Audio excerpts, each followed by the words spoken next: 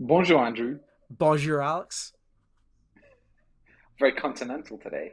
Yeah. What is this? Why are we so continental today, Alex?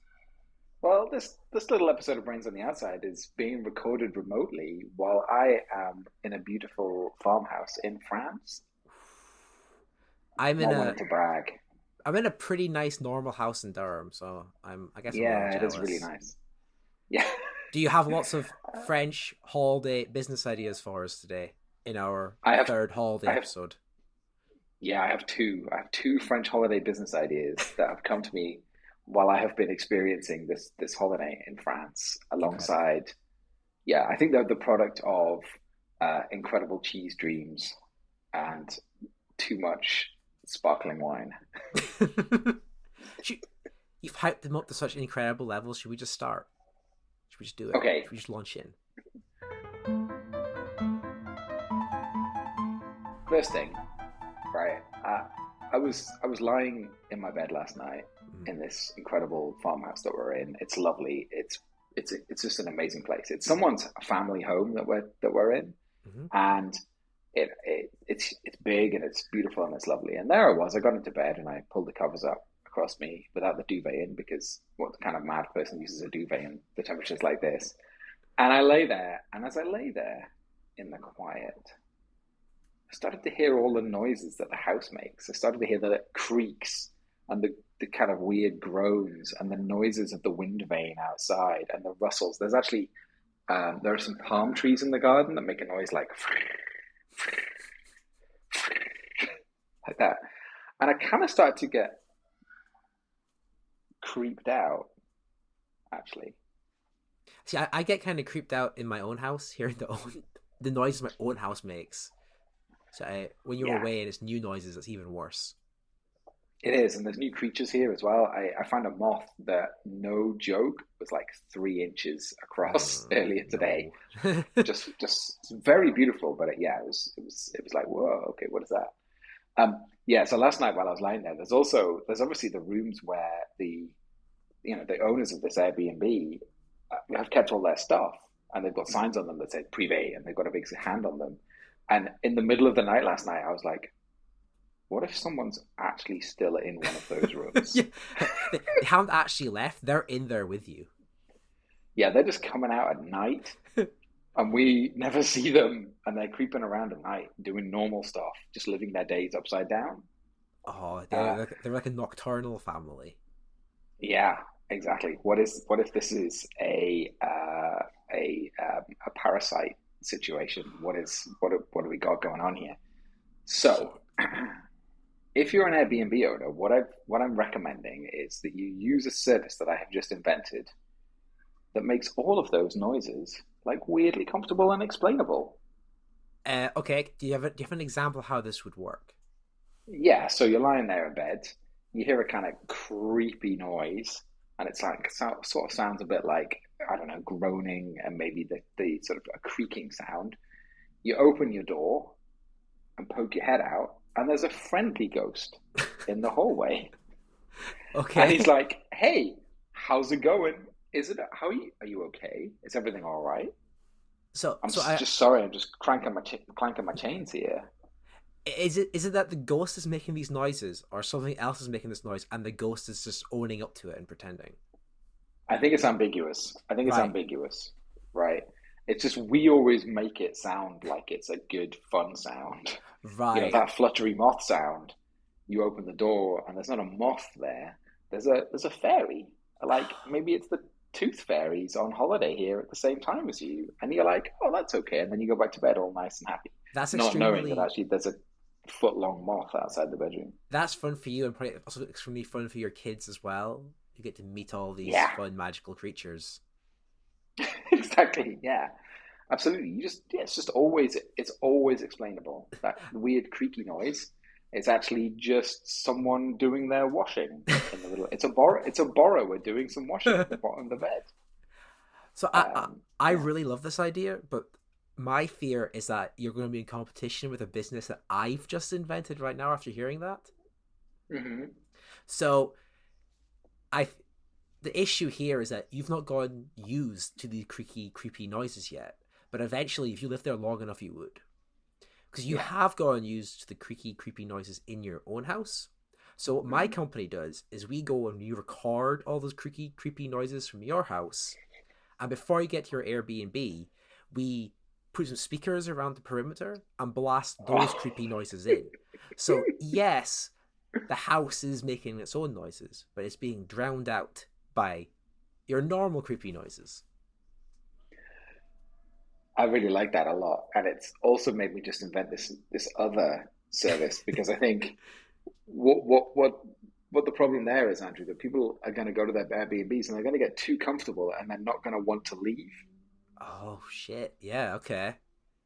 So, as a corollary to my original service, there's also a service that we provide for Airbnb owners where we make the sounds really scary so that you want to leave. Oh yeah, it's like a haunted house. It hits 9 p.m. Yeah, and it's actually like it is terrifying yeah, to be in there. That yeah, that sort exactly. of like that transition period as well, from it going from sounding like your house to this nightmare hellscape, like on a in like a minute, that's going to be a very intense time. You want to get out of there. Yeah, yeah, exactly. So yeah, so that's that. I mean, that's three ideas, three businesses straight off the bat there, Andrew. See, Pretty good. we're both at holiday. We've not lost touch to creating innovative businesses. Never. Oh, my brain is always crunching, always thinking. I'm always, when I'm lying awake in bed, terrified that there's somebody else living in this house at the same time as us. And my brain is always going 1,000 miles an hour. You were saying it'd be nice to have like this, like have it someone come in and create this comforting version of reality for these noises. It's kind of Yeah. sounds like creating crazy business ideas is your coping mechanism. Yeah, it's true. Yeah, but if I'm ever in a hostage situation, that's what I'll be doing. I'll be sitting there dreaming up crazy hostage-based business ideas.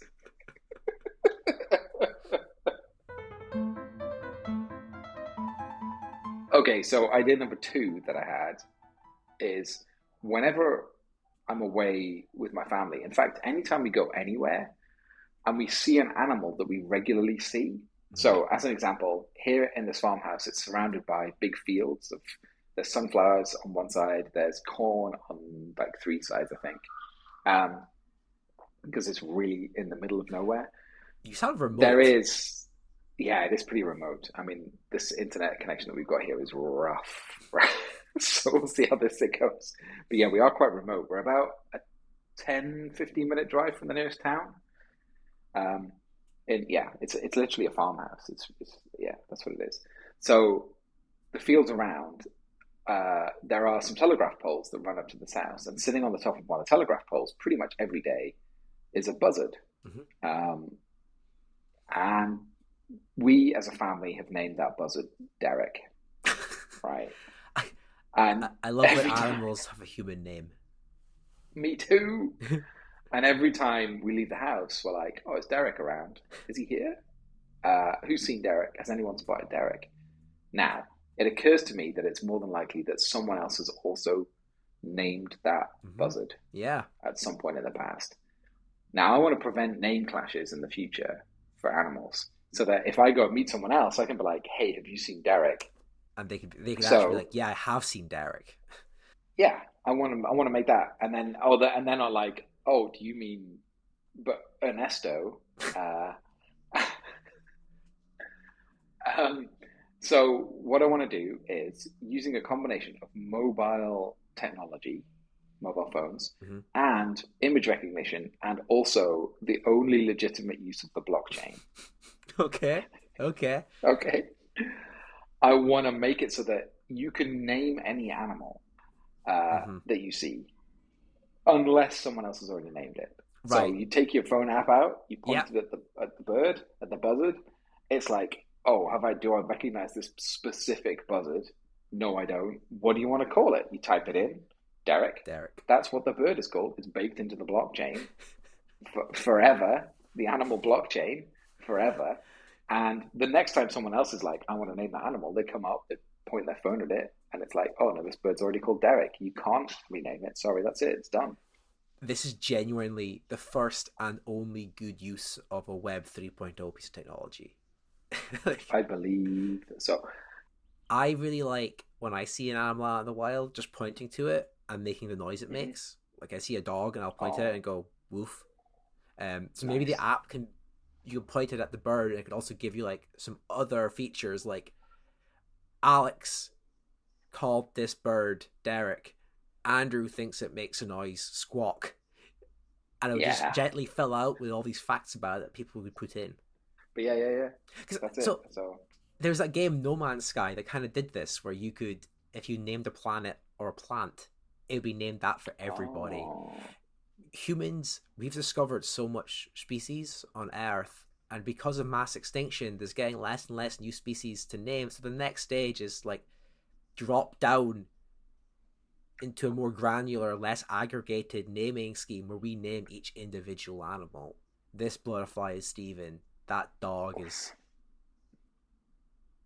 Stephanie. yeah, I, yeah. this is genuinely a good app idea. This is actually viable in a weird way.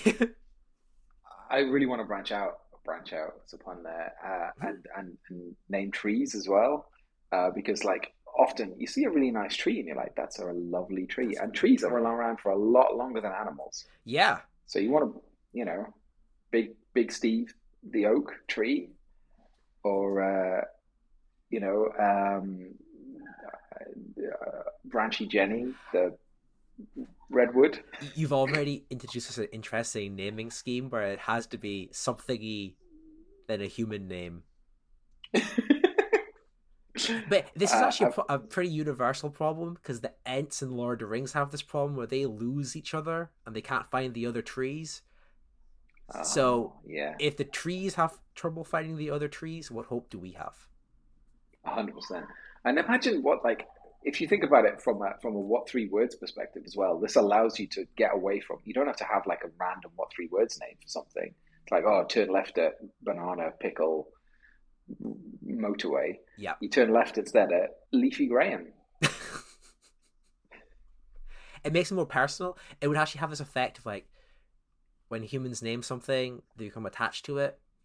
There might be some nice Oh, psychological effect if we have named all the animals and fauna on the planet a human name. They might be less likely to want to, you know, pump greenhouse yeah. gases into the environment.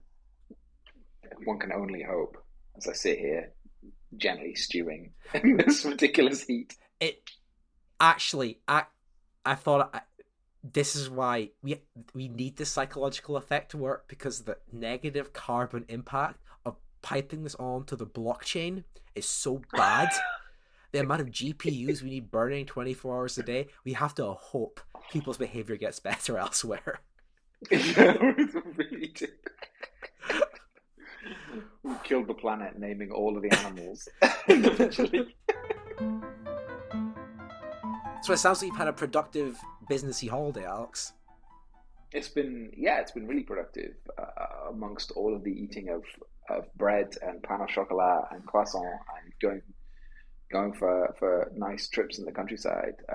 It's yeah, I've definitely been my business brain has been crunching. Today we went to go and see some troglodytic caves where people lived in caves that were like made into houses by building stuff around them, That and they is were still living there like in the 50s.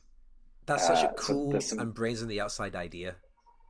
Yeah, it's really cool. And it was mad, actually. We went there, we walked in, and it's like, oh, the temperature outside is 27 degrees centigrade. The temperature in the caves is a balmy 17 degrees. Oh We went in, wow. it was like, oh, this is lovely in here. I can kind of Yeah, see. I guess there's some negatives living in the cave, lack of windows and stuff. But if it's nice and yeah, cool, I could take that trade. yeah. Yeah, it was really good. Alex, if there's Yeah, anyone out there who has a better idea than cave houses and wants to tell us yeah. about it, how would they do that?